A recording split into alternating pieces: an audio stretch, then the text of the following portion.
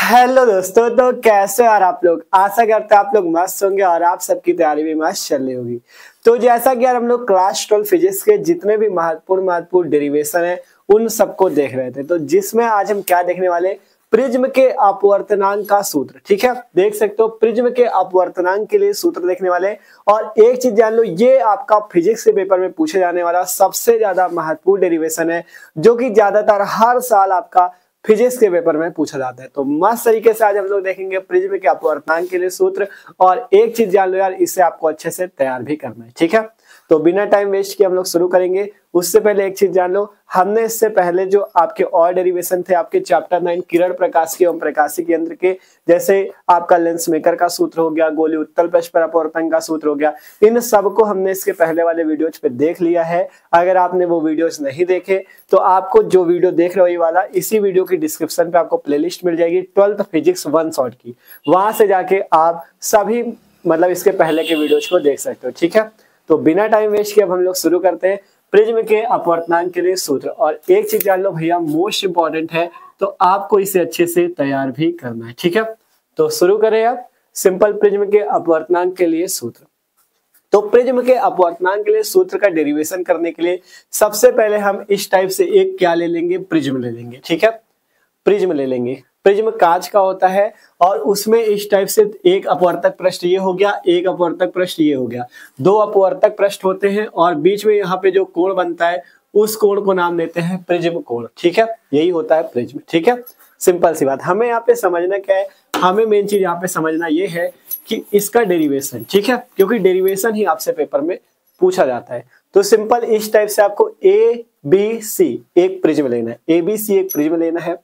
अब करना क्या है, प्रिज्म के अपवर्तनांक के लिए सूत्र। ठीक है, क्या निकालना है, प्रिज्म के अपवर्तनांक के लिए सूत्र। तो प्रिज्म के लिए सूत्र निकालने के लिए हम क्या करेंगे, इसमें कोई प्रकाश किरण सबसे पहले इसमें डालेंगे। ठीक है, तो देखो ये सिंपल प्रिज्म बना हुआ है, हम इसमें कोई भी प्रकाश किरण इस टाइप से इसमें आपतित कराते हैं। मान लो इस टाइप से हमने एक प्रकाश किरण इस प्रिज्म में डाली। ठीक है, एक प्रकाश किरण हमने इस प्रिज्म में डाली। ठीक है, कोई दिक्कत नहीं है, इस टाइप से प्रकाश किरण इस प्रिज्म में आई। तो जिस पॉइंट पे भी आई है वहां पे अब क्या होगा, अपवर्तन होगा। ध्यान से समझो, अपवर्तन में क्या होता है, प्रकाश का अपवर्तन आपने पढ़ा है क्या होता है उसमें। सिंपल इस टाइप से कोई अपवर्तक पृष्ठ होता है, जब उसमें कोई आपतित किरण इस टाइप से आती है तो जिस बिंदु पे आती है उस बिंदु को आपतन बिंदु बोलते हैं। अगर इस बिंदु पे हम एक अभिलंब खींच दें इस टाइप से, तो अब इसके बाद आपकी अपवर्तित किरण जाएगी और जब एक माध्यम से दूसरे माध्यम में जाती है तो इस टाइप से विचलित होकर चली जाती है। ठीक है, इसमें कंडीशन होती है विरल से सघन जा रही है तो अभिलंब की ओर झुकेगी, सघन से विरल जा रही है तो अभिलंब से दूर हटेगी, ये कंडीशन होती है। ठीक है, तो इसी टाइप से जैसे यहाँ पे प्रकाश की किरण यहाँ पे आई और जब आपतन बिंदु, ये बिंदु जिस बिंदु पे टकराई उस बिंदु को आपतन बिंदु बोलेंगे, जिस बिंदु पे टकराई उसे आपतन बिंदु बोलेंगे। और जब आपतन बिंदु पे टकराई तो हमें यहाँ पे क्या खींचना होगा, एक अभिलंब खींचना होगा। तो इस टाइप से हम सबसे पहले यहाँ पे एक अभिलंब खींच लेंगे इस टाइप से। ठीक है, इस टाइप से हम यहाँ पे एक अभिलंब खींच। ठीक है, तो इस टाइप से हम इसमें एक अभिलंब खींच लेंगे। अब जब हमारा अभिलंब खींच गया तो आपको एक चीज याद रखना है, जैसे कि प्रिज्म जो है, ये प्रिज्म किसका होता है, प्रिज्म होता है कांच का। प्रिज्म किस पदार्थ का बना होता है, कांच का बना होता है, मतलब ये सघन माध्यम होता है। प्रिज्म के अंदर का माध्यम कैसा होता है, सघन होता है, क्योंकि वो कांच का बना होता है। और बाहर कुछ नहीं है तो ये क्या होगा, निर्वात या वायु, मतलब बाहर का माध्यम कैसा होगा, विरल माध्यम। प्रिज्म के बाहर माध्यम विरल है, इधर भी और इधर भी। ठीक है, और जो प्रिज्म के अंदर का माध्यम है वो, क्योंकि प्रिज्म कांच का होता है इसलिए अंदर का माध्यम सघन होता है। ठीक है, तो जब प्रकाश किरण विरल माध्यम से सघन माध्यम में जाती है तो अभिलंब की ओर झुकती है। अभिलंब ये रहा तो प्रकाश किरण कुछ इस टाइप से अभिलंब की ओर झुकती हुई यहाँ पे आ जाती है। ठीक है, इस टाइप से आपका अभिलंब की ओर झुकती हुई, ये अभिलंब है, इसकी ओर झुकती हुई इस टाइप से आपका प्रकाश किरण चली जाती है। इसको जाना ऐसे चाहिए था, इसको जाना ऐसे चाहिए था। ठीक है, इस टाइप से इसको जाना चाहिए था, इस टाइप से। ठीक है, आगे इस टाइप से बढ़ना चाहिए, लेकिन अपवर्तन हुआ और ये विरल से सघन में जा रही थी, इस कारण से ये ऐसे न जाके ऐसे चली गई, अभिलंब की ओर झुकती हुई। ठीक है, इतना समझ में आया। अब इसके बाद आप अगर देखोगे, जैसे यहाँ पे ये आपतन बिंदु पे आई थी तो इसमें अभिलंब खींचा, वैसे इस पृष्ठ AC पे भी ये क्या हो रही है, इस बिंदु पे आपतित हो रही है। जैसे इसमें टकराई तो हमने अभिलंब खींचा और आगे किरण को अपवर्तित किरण बनाया, वैसे ही अब इस AC पृष्ठ पे भी ये किरण आपका स्पर्श कर रही है, मतलब ये भी आपतन बिंदु कहलाएगा और हमें इसमें भी अभिलंब खींचना होगा। तो इस टाइप से हम इसमें भी एक अभिलंब खींचेंगे इस टाइप से। ठीक है, यहाँ से एक अभिलंब इस टाइप से खींचा जाएगा, ठीक है। अभिलंब खींच गया। अब इसके बाद आपको ये देखना है कि प्रिज्म के अंदर का माध्यम सघन है और बाहर का माध्यम विरल। तो अब प्रकाश किरण कैसे जाएगी? सघन से विरल। पहले ये था कि प्रकाश किरण बाहर से आई थी तो विरल माध्यम था, और कांच में गई थी, प्रिज्म में गई थी तो सघन था, तो विरल से सघन गई तो अभिलंब की ओर झुकी। लेकिन इस बार क्या है, अब प्रकाश किरण यहाँ आ चुकी है, मतलब प्रिज्म के अंदर से बाहर निकलेगी, मतलब सघन से कहाँ जाएगी? विरल में। प्रिज्म के अंदर माध्यम कैसा? सघन, बाहर विरल, तो सघन से जब विरल जाएगी तो अभिलंब से दूर हटेगी। अभिलंब आपका ये है, तो अभिलंब से दूर हटती हुई ये प्रकाश किरण कुछ इस टाइप से आपका बाहर निकल जाएगी, ठीक है। कुछ इस टाइप से आपका बाहर निकल जाएगी। बस ये सिंपल सी कंडीशन होती है। अब अगर इस प्रकाश किरण को हम जैसे इसको इधर की ओर बढ़ाया, इस किरण को इधर की ओर, वैसे हम इस किरण को भी इधर की ओर बढ़ा दे तो ये कुछ इस टाइप से आपका चित्र जाके बन जाता है, ठीक है। इस टाइप से कुछ चित्र बन जाता है। अब इनको हम कुछ नाम भी दे देते हैं। मान लो इस पॉइंट को हमने नाम दे दिया P, इसको हमने नाम दे दिया Q, ठीक है। नीचे लिख लो इसको, Q को। इस पॉइंट को हमने क्या नाम दे दिया? Q नाम दे दिया। इस पॉइंट को हमने नाम दे दिया R दे दिया, ठीक है। इसको भी नीचे लिख लो, नहीं तो कोण कहाँ दिखाएंगे फिर। यहाँ पे इस पॉइंट को R नाम दे दिया, इसको S नाम दे दिया, ठीक है। PQRS इस टाइप से हो गया। इनको आगे भी नाम दे देते। मान लो इस पॉइंट को हम नाम देते, जिस पॉइंट पे यहाँ पे जो पॉइंट है इसको D नाम दे दे, इस पॉइंट को नाम दे दे हम E पॉइंट, ठीक है, इस टाइप से। तो कोई दिक्कत नहीं है, उसे D पॉइंट नाम दे दिया, इसको E पॉइंट नाम दे दिया। अब आपको एक चीज पता होगा, जैसे अपवर्तन होता है तो अभिलंब और जो किरण आती है उस किरण को क्या बोलते हैं? आपतित किरण। आपतित किरण और अभिलंब के बीच में कौन सा कोण बनता है? आपतन कोण I, ठीक है।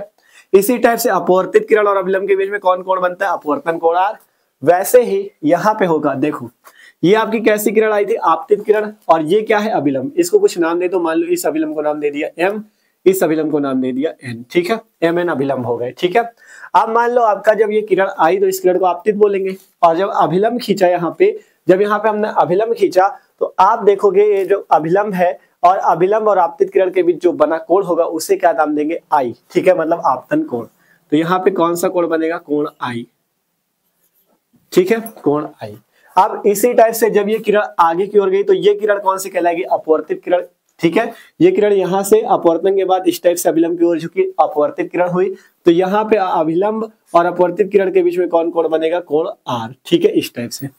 ये कोण कौन सा हो जाएगा? R हो जाएगा, ठीक है। ये कोण I आपतन कोण, ये कोण R आपका कौन सा कोण? अपवर्तन कोण, ठीक है। ये आपका अपवर्तन कोण, ठीक है।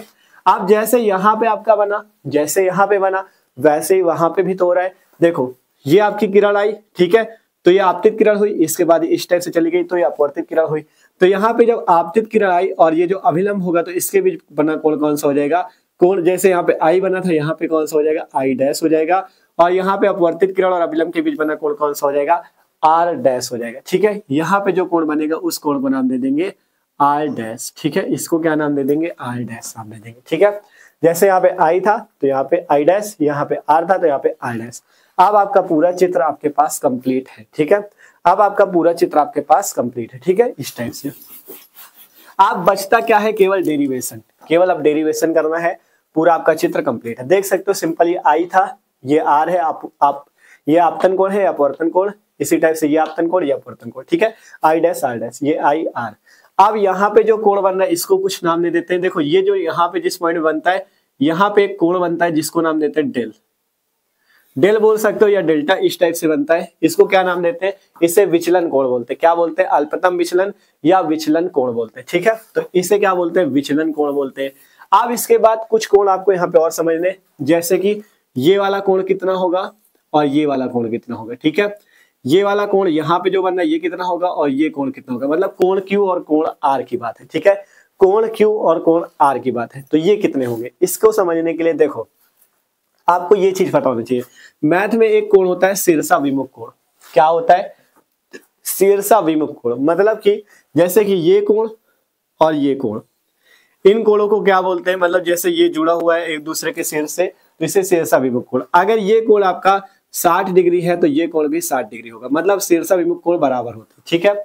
शीर्षा विमुख कोण आपस में बराबर होते हैं। ये हम आपको क्यों बता रहे हैं? यहाँ पे समझने के लिए। देखो जैसे ये M वाली रेखा थी, ठीक है, और यहाँ पे आपका इस टाइप से ये एक गई, ये देख सकते हो P, यहाँ पे P पॉइंट था, यहाँ पे एक पॉइंट Q था, देख सकते हो आगे बना रहे हैं हम, ये इस टाइप से रेखा गई, ठीक है, इस टाइप से बनी है ना, देख सकते हो इसको इस टाइप से, रुको सही से बना दे चित्र, ठीक है, इस टाइप से बना हुआ है, इस टाइप से, ये देख सकते हो आप, सही से देखो, यहाँ पे ये वाला पॉइंट Q पॉइंट लिखा हुआ है, ये पॉइंट M है, ठीक है, ये P है, इस टाइप से आप देख लो चित्र, ठीक है, ये PQI थी, यहाँ पे PQI है, ये यहाँ पे इस टाइप से ये एक रेखा चली गई, ये जो R पे यहाँ पे जाके मिली, ठीक है, इसी टाइप से तो चित्र बना हुआ है, देख लो, ठीक है, ये R पे जाके यहाँ पे आगे मिली, ठीक है, और यहाँ पे आप देख रहे हो, यहाँ पे जो M के बीच में यहाँ कोण बना था वो कोण I था, ठीक है, वो कोण I था, और इतना जो कोण बन रहा है ये वाला कोण क्या है, R कोण है,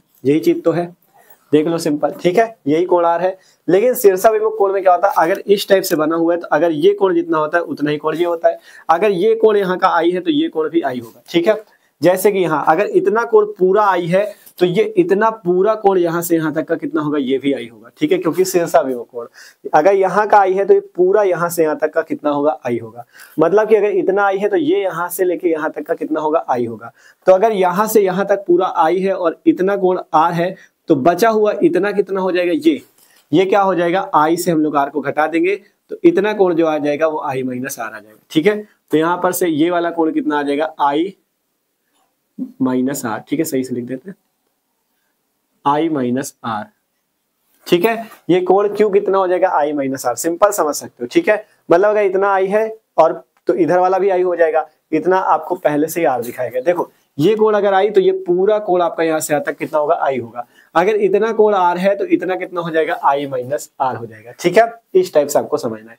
इसी टाइप से आपका आगे का कैसे हो जाएगा, उधर भी वैसे ही हो जाएगा, ठीक है, उधर भी आपका वैसे ही हो जाएगा। देखो जैसे यहाँ पे आपका ये आपका इस टाइप से रेखा खींची हुई ये वाली देखो, और इस टाइप से ये खींची हुई है, यहाँ पे आपका R पॉइंट है और आगे इस टाइप से, ठीक है, ये देख सकते हो ऐसा ही तो है।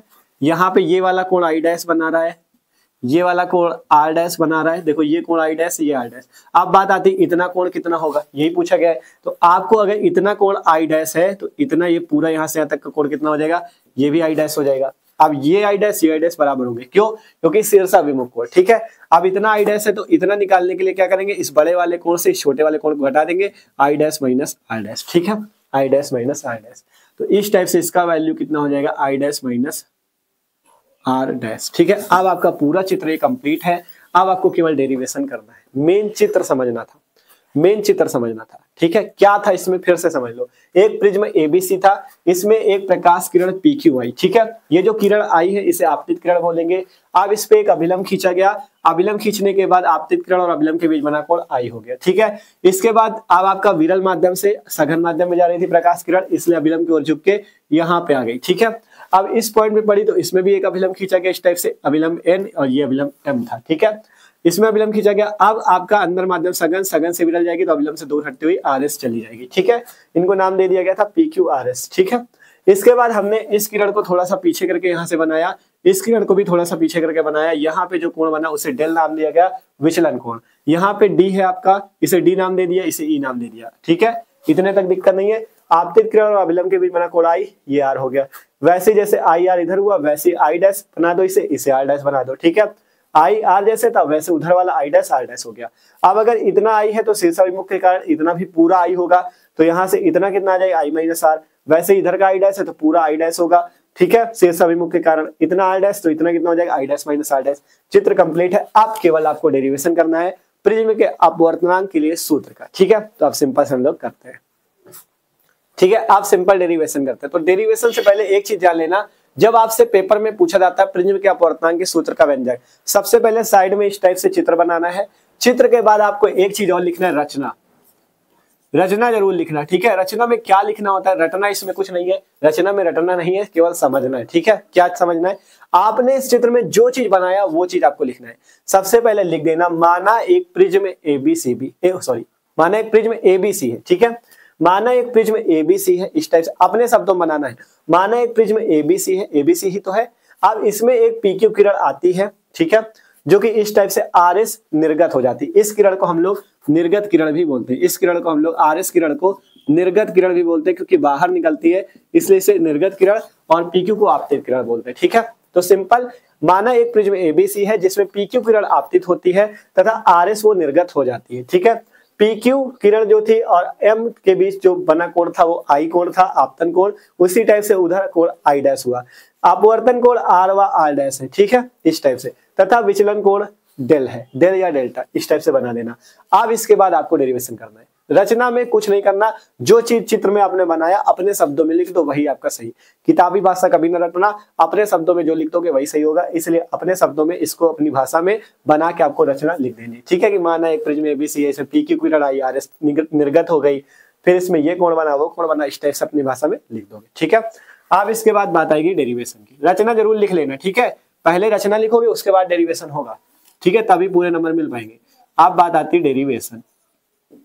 तो डेरिवेशन करने के लिए सबसे पहले हम लोग क्या करते हैं, हम लोग यहाँ पे एक त्रिभुज लेते हैं। देखो कौन सा, डी क्यू आर लिखते हैं, त्रिभुज डी क्यू आर में, त्रिभुज डी क्यू आर में, त्रिभुज डी क्यू आर लेते हैं हम, ठीक है।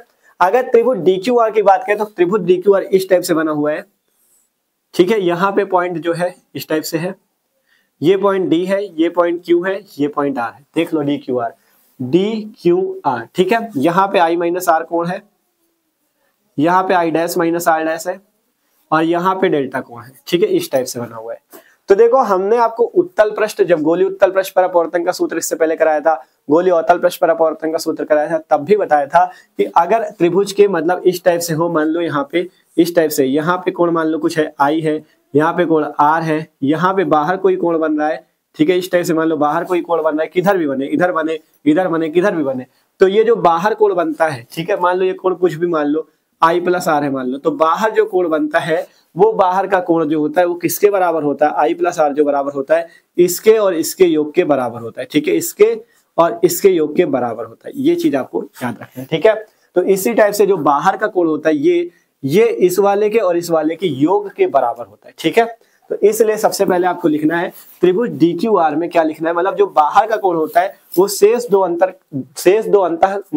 अंदर के कोणों के योग के बराबर होता है, ठीक है। ये मतलब जो बाहर का कोण है डेल, ये इन दोनों के योग के बराबर हो जाएगा, ठीक है। तो सिंपल से त्रिभुज डी क्यू आर में लिखना है आपको डेल बराबर, डेल बोलो या डेल्टा बोलो, कुछ भी बोल सकते हो, ठीक है। डेल बराबर क्या हो जाएगा, इसके और इसके योग के बराबर, मतलब कि I minus are plus I dash minus R dash के, ठीक है, इस टाइप से।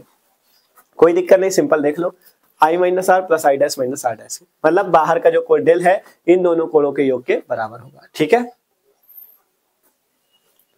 अब अगर हम लोग क्या करें, इसे सही से लिखे तो इस टाइप से लिख सकते हैं, डेल बराबर I minus are plus I dash minus R dash, इस टाइप से, ठीक है। अगर आई वालों को एक साथ लिख लो तो आई प्लस आई डैश, ठीक है। यहां से अगर क्या करें माइनस कॉमन ले ले तो आर प्लस आर डैश, इस टाइप से हो जाएगा, क्योंकि माइनस आर और माइनस आर डैश है, माइनस कॉमन ले लो तो आर प्लस आर डैश बन जाएगा। इसे मान लो समीकरण नंबर 1, ठीक है। देख सकते हो यहाँ कुछ नहीं किया, माइनस कॉमन लोगे तो आर प्लस आर डैश बन जाएगा, ठीक है। तो डेल बराबर I plus I dash minus are plus are dash, इतना हमारे पास आ गया। ये कौन सा त्रिभुज था, पहले हमने लिया त्रिभुज डी क्यू आर। अब इसके बाद हम त्रिभुज लेंगे त्रिभुज क्यू ई आर, ठीक है। अब लिखेंगे त्रिभुज क्यू ई आर में, लिखेंगे त्रिभुज क्यू ई आर में, ठीक है। त्रिभुज क्यू ई आर में क्या चीज हो जाएगा, देखना ध्यान से, त्रिभुज क्यू ई आर, तो आपको एक चीज पता होगा, त्रिभुज के तीनों अंतः कोणों का योग कितना होता है, 180, ठीक है। मतलब कोई त्रिभुज होता है इस टाइप से, अगर आप इस कोण और इस कोण को जोड़ते हो तो कितना आता है, 180 डिग्री, ठीक है। तो यहां से लिख सकते हो त्रिभुज क्यू ई आर में कोण क्यू प्लस कोण ई प्लस कोण आर बराबर 180, कोण क्यू प्लस कोण ई प्लस कोण आर बराबर 180, ये चीज याद रखना आप, ठीक है। क्या कह रहे हैं हम आपसे, कोई भी त्रिभुज होता है तो उसके तीनों कोणों का जो योग आएगा वो 180 डिग्री आता है, ठीक है। मैथ वालों को पता भी होगा तो जान लो सब लोग, त्रिभुज के तीनों अंतः कोणों का योग 180 होता है, तो इसलिए हमने लिख दिया त्रिभुज क्यू ई आर में कोण क्यू प्लस कोण ई प्लस कोण आर बराबर 180। अब सबकी वैल्यू रख दो, कोण क्यू का मान कितना है आर, तो आर रख दो, प्लस कोण ई का मान कितना है, कोण ई का मान हमें नहीं पता, प्लस कोण आर का मान कितना है आर डैश बराबर 180, ठीक है, इस टाइप से, ठीक है, बराबर कितना है 180। अब यहाँ पे अगर हम क्या करें देखो, ठीक है, अब यहाँ पे जैसे कोण ई है, अगर हम इसे सीधा सीधा ई लिख दे, ठीक है, या देखो पहले त्रिभुज क्यू ई आर ना करते, पहले हम लोग देखो पहले चक्री चतुर्भुज वाला लेते, ठीक है, पहले चक्री चतुर्भुज लेते, क्यू ई आर बात कर लेंगे, ठीक है। पहले लेते हैं, ये एक बन रहा है चक्रीय चतुर्भुज ए क्यू ई आर, इस टाइप से बन रहा है ना, देख लो यहाँ पे ए पॉइंट है, यहाँ पे क्यू पॉइंट है, यहाँ पे ई पॉइंट है, यहाँ पे आर पॉइंट। तो हम लिखते हैं चक्रीय चतुर्भुज ए क्यू ई आर में लिखते हैं चक्रीय चतुर्भुज, चक्रीय चतुर्भुज, चतुर्भुज ए क्यू ई आर में, ठीक है, ए क्यू ई आर में, ठीक है। चक्रीय चतुर्भुज देख लो ए क्यू ई आर, ठीक है, चक्रीय चतुर्भुज ए क्यू ई आर में। इसमें क्या होगा देखना, इसमें अगर बात करें चक्रीय चतुर्भुज में प्रत्येक कोण 90 का होता है, ये कोण भी 90, ये भी 90, ये भी 90, ये भी 90, जितने कोण होते हैं सभी 90 होते हैं, ठीक है। ये कोण, ये कोण, ये कोण और ये कोण, सभी कोण 90 होंगे, ठीक है। कोण क्यू, कोण ई, कोण आर और कोण ए, सभी कोण 90 होंगे। तो अगर बात करें कोण ए प्लस कोण ई की, केवल हम दो कोणों की बात करें, कोण ए प्लस कोण ई की, कोण ए प्लस कोण ई की अगर बात करें तो वो कितना हो जाएगा 180। क्यों हो जाएगा, क्योंकि आपका प्रत्येक कोण 90 होता है। अगर कोण ए प्लस कोण ई की बात करें, कोण ए प्लस कोण ई की बात करें तो वो कितना हो जाएगा 90 प्लस 90, ठीक है। यहाँ पे जो कोण होगा वो प्रिज्म कोण कहलाएगा, ठीक है, वो कोण क्या कहलाएगा, प्रिज्म कोण। तो यहाँ से कोण ए प्लस कोण ई बराबर 180। अब अगर कोण ए को हम ए मान लें और कोण ई को अगर हम ई मान लें तो ए प्लस ई बराबर 180 आ जाएगा। अगर यहाँ से ई का मान निकाले तो ई बराबर 180 माइनस ए, ठीक है, ई बराबर क्या आ जाएगा 180 माइनस ए। देख सकते हो ई को यहीं रखो, ए को उधर भेज दो तो 180 माइनस ए, इसे मान लेना समीकरण नंबर 2, ठीक है। आप सही है। अब इसके बाद हम लोग अगला त्रिभुज लेंगे, ये वाला जो था क्यू ई आर, ठीक है। अब इसके बाद अगला त्रिभुज आपको लेना है क्यू ई आर, ठीक है। तो सिंपल पहले चक्रीय चतुर्भुज लिया, कोण ए प्लस कोण ई बराबर 180, तब यहाँ से ए प्लस ई बराबर 180, ई बराबर 180 माइनस ए। अब इसके बाद हम लेंगे क्या, त्रिभुज क्यू ई आर, ठीक है। ये चीज आपको करना होगा, लिखते हैं त्रिभुज क्यू ई आर में, ठीक है। त्रिभुज क्यू ई आर में देखोगे तो कोण क्यू प्लस कोण ई प्लस कोण आर बराबर 180, ठीक है, जैसे अभी किया था। तो वैसे ही कोण क्यू प्लस कोण ई प्लस कोण आर बराबर 180 डिग्री, ठीक है, 180 डिग्री। तो यहाँ से कोण क्यू की वैल्यू कितनी है, कोण क्यू की वैल्यू आर है तो आर, प्लस कोण ई को ई मान लो तो ई, प्लस कोण आर, ये वाला कोण आर कितना आर डैश, तो आर डैश बराबर 180। कितना आ गया, are plus e plus are dash बराबर 180, ठीक है। R plus e plus are dash बराबर 180। अब यहां से अगर हम ई की वैल्यू रख दे 180 माइनस ए, अगर हम यहाँ पे ई की वैल्यू रख दे 180 minus a, 180 minus A plus are dash बराबर 180। अब इसे हल करके इसका मान निकाल लेते, ठीक है। मतलब ये जो यहाँ से ई की वैल्यू निकली थी समीकरण 2 से, लिख देना आगे समीकरण 2 से, समीकरण 2 से, ठीक है। समीकरण 2 से ई की वैल्यू मतलब हमने रखी 180 माइनस ए। अब इसे आगे हल कर लो, R plus 180 minus A plus are dash बराबर 180, ठीक है। इस टाइप से देखो, R plus 180 minus A plus are dash बराबर 180। अब अगर इस 180 को उधर भेजोगे तो 180 और 180 आपस में 0 हो जाएंगे, ठीक है। मतलब आर प्लस आर डैश बराबर, आर प्लस आर डैश बराबर 180 पहले से है, ठीक है। ये जो प्लस का 180 इधर आएगा माइनस का 180, और ये जो माइनस का है उधर जाएगा प्लस का, ठीक है। ये माइनस के उधर जाएगा प्लस का। अब 180 180 आपस में कैंसिल, बचेगा आर प्लस आर डैश बराबर ए, ठीक है। इसे मान लो समीकरण नंबर 3, ठीक है। आर प्लस आर डैश बराबर ए। ध्यान से देखो हमने क्या क्या किया है, यहाँ से सिंपल 180 माइनस 180 कट गया, are plus are dash A.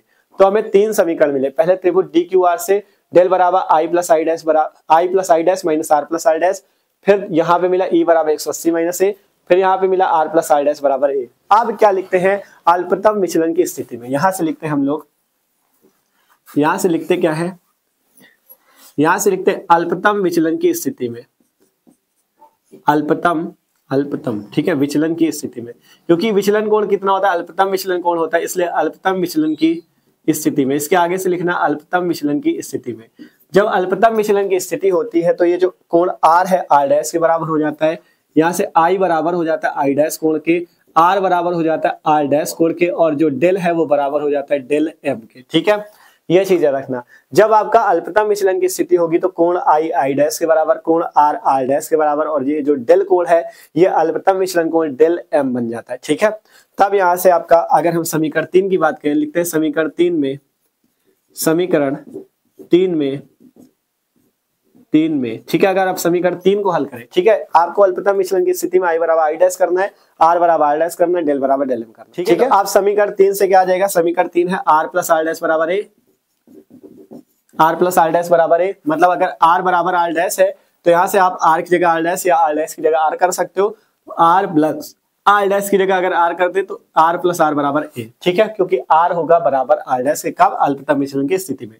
तो आर बराबर आर डैश, तब यहाँ से आर डैश की जगह आर, तो आर प्लस आर बराबर ए। अगर दोनों को जोड़ दे तो आर प्लस आर 2r बराबर ए, ठीक है।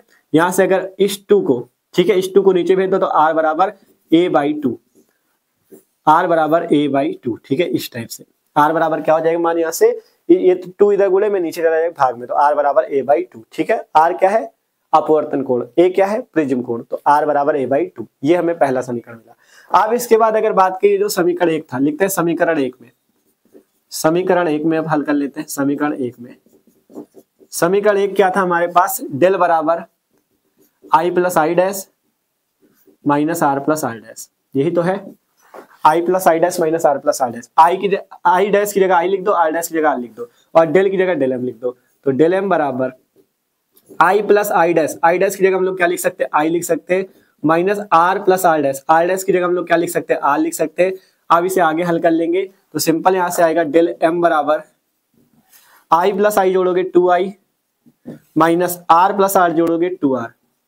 देख लो सिंपल, डेल एम बराबर आई प्लस आई जोड़ा 2i minus are plus are जोड़ा 2r। अब इसे हल कर लो तो डेल एम बराबर, अगर हम यहां से क्या करें 2 कॉमन ले ले तो i माइनस आर, ठीक है, अगर 2 कॉमन ले ले i माइनस आर बच जाएगा, ठीक है, i माइनस आर बच जाएगा। यहाँ पे देखो एक चीज कर सकते हैं, हमें यहाँ से 2r बराबर a पता है, देखो a का मान कितना होता है 2r, यहाँ से आप देखोगे तो a बराबर क्या लिखा हुआ है 2r, तो हम यहाँ से a की जगह लिख देते हैं 2r, लिखते हैं यहाँ से चूंकि a बराबर 2r, कोष्टक में इस टाइप से लिख देना, ये देख सकते हो वैल्यू r बराबर a बाई 2 या a बराबर 2r, तो यहाँ से a बराबर अगर 2r रख दे तो यहाँ से आ जाएगा डेल एम बराबर 2i माइनस 2r की जगह क्या रख दो a, ठीक है, इस 2r की जगह क्या रख दो a। तब यहाँ से हम हल करें अगर, तो यहाँ से माइनस a को इधर भेज दो तो प्लस का a हो जाएगा, तो 2i बराबर del m plus a। Simple देख लो, सबको समझ में आना चाहिए, ये 2i है, 2i को वहीं रखो, a को इधर भेज दो तो डेल एम प्लस a लिख सकते हो या a प्लस डेल एम भी लिख सकते हो, ठीक है, a प्लस डेल एम, मतलब ये माइनस का इधर आया तो प्लस का हो गया a प्लस डेल एम। अगर यहाँ से i का मान निकाले तो i बराबर a प्लस डेल एम, और ये 2 जो गुणे में था नीचे आ जाएगा भाग में, तो i का मान आ जाएगा a plus del m by 2, ठीक है। r का मान a बाई 2 आया, i का मान a plus del m by 2 आया। अब निकालना क्या है, प्रिज्म के अपवर्तनांक के लिए व्यंजक, तो हम लगा देंगे स्नेल का नियम, जो अपवर्तन का नियम होता है, यहाँ से लिखेंगे स्नेल के नियम से। स्नेल का नियम क्या होता है, अपवर्तन का दूसरा नियम होता है, आपको पता है, स्नेल के नियम से सूत्र क्या होता है, साइन आई बटा साइन आर बराबर n, ये सूत्र सबने पढ़ रखा है, साइन आई बटा साइन आर बराबर n। आप क्या करते हैं, यहाँ से इनका मान रख दो n बराबर, ठीक है, जो साइन आई बटा साइन आर बराबर n है, n को इधर ले लो, n बराबर साइन आई, i का मान आपने निकाला है a plus del m by 2, तो यहाँ रख दो a plus del m by 2 upon में साइन r, r की वैल्यू कितनी है, r कहाँ गया a बाई 2, तो यहाँ पे साइन r की जगह a बाई 2, तो ये हमारे पास सूत्र निकल के आता है n बराबर sine a plus del m by 2 बटे में साइन a बाई 2। यही प्रिज्म के अपवर्तनांक के लिए व्यंजक है, यही प्रिज्म के अपवर्तनांक के लिए व्यंजक है, ठीक है, यही प्रिज्म के अपवर्तनांक के लिए व्यंजक है, ठीक है, अपवर्तनांक के लिए व्यंजक है, ठीक है भैया, यही प्रिज्म के अपवर्तनांक के लिए आपका व्यंजक है, ठीक है। n बराबर sine a plus del m by 2 बटे में साइन a बाई 2। देखें उधर दिख रहा है कि नहीं आपको,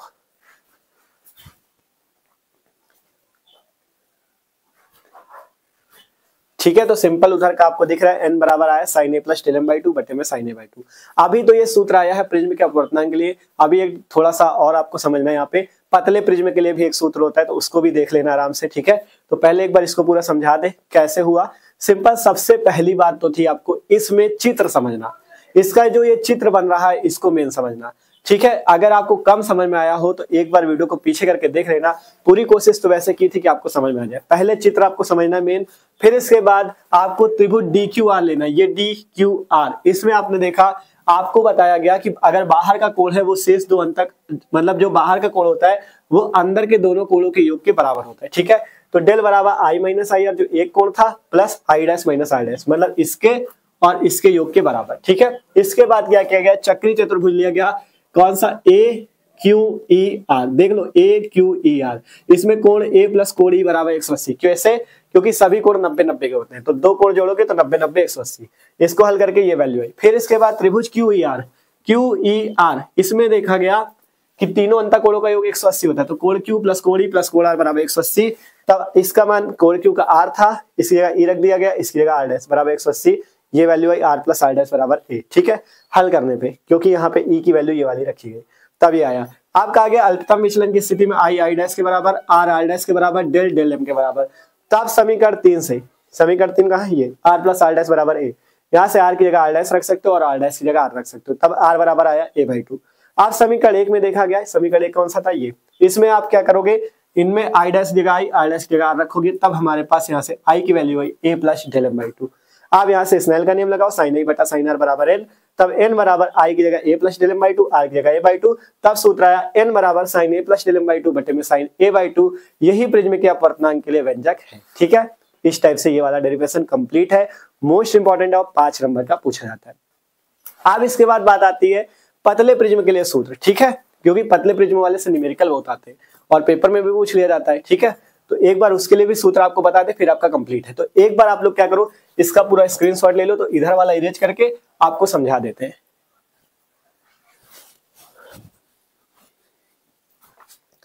ठीक है, अब इसके बाद एक कंडीशन बनती है, यदि प्रिज्म बहुत पतला हो, मतलब अगर प्रिज्म जो हो बहुत ही पतला हो, मतलब जो प्रिज्म इस टाइप से आपने बनाया है ये बहुत ही पतला इस टाइप से हो एकदम। ठीक है, इस टाइप से। तो जब प्रिज्म बहुत ही पतला होगा तो ये सभी कोण जितने भी बने हैं, ये सभी कोण जितने भी यहाँ पे बने, ये सभी कोण बहुत ही छोटे छोटे होंगे।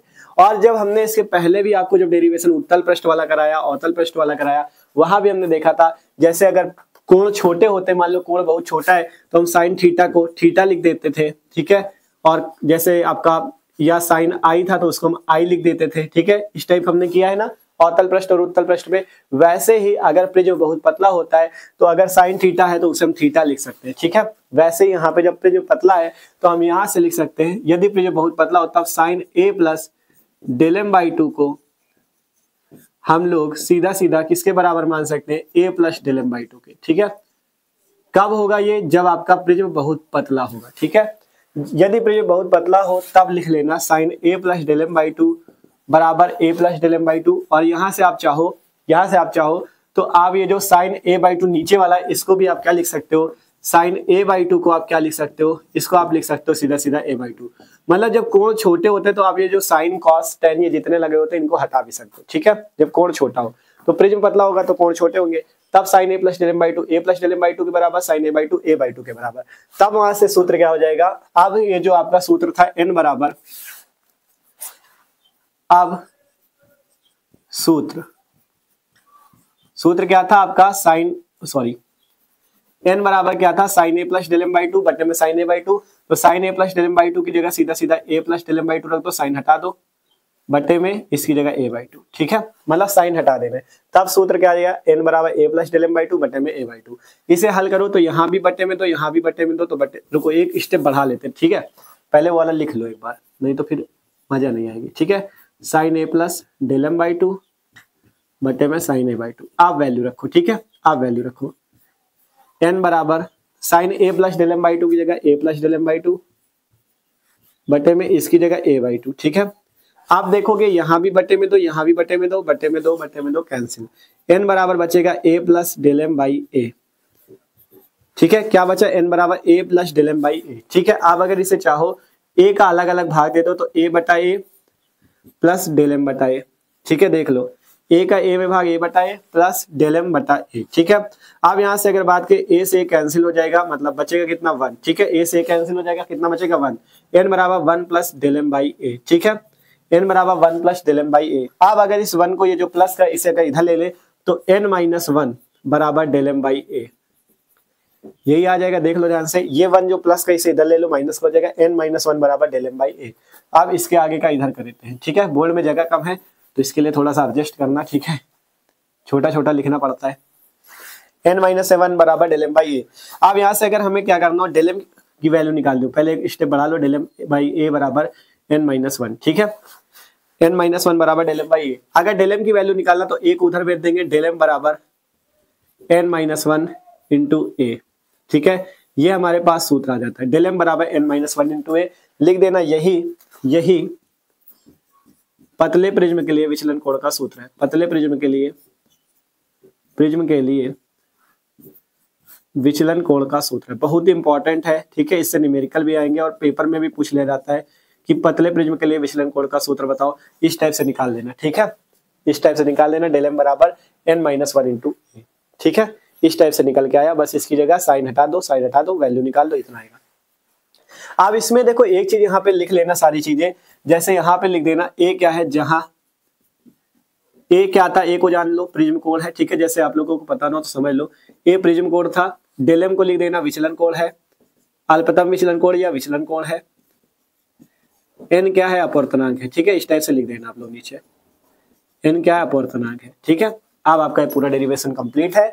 तो आपसे चाहे पतले प्रिज्म के लिए पूछा जाए तो केवल आपको पतले प्रिज्म के लिए यहां से लिखना है, पतले प्रिज्म के जब मतलब पूछ लिया गया पेपर में पतले प्रिज्म के लिए अपवर्तन का सूत्र बताओ, तो लिखना है पतले प्रिज्म के लिए अपवर्तन का सूत्र, हेडिंग डाल देना। फिर इसके बाद आपको ये वाला सबसे पहले सूत्र लिखना है, एन बराबर sine a plus del m by 2 बटे में साइन ए बाई 2 लिखना है। यदि प्रिज्म बहुत पतला हो तब इसकी जगह ये, इसकी जगह ये, इसके बाद आगे का कर देना, ठीक है। आपको पूरे नंबर मिल जाएंगे। और अगर पूछा जाए प्रिज्म के अपवर्तनांक का सूत्र, तब ये वाला सूत्र, तब ये वाला सूत्र दिखाना, ठीक है, तब ये वाला। तो इस टाइप से आपका ये टॉपिक कंप्लीट है, प्रिज्म के अपवर्तनांक के लिए सूत्र। तो आशा करते हैं आपको समझ में जरूर आया होगा।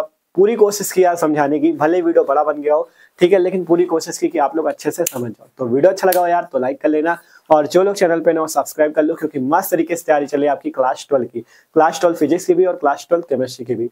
डिस्क्रिप्शन पे आपको प्लेलिस्ट मिल जाएगी, 12 फिजिक्स 1 शॉट, 12 केमिस्ट्री 1 शॉट, वहां से जाके मस्त तरीके से तैयारी कर सकते हो। तो मिलते हैं यार किसी अगले वीडियो पे, इसको जिसको नोट करना हो कर सकते हो।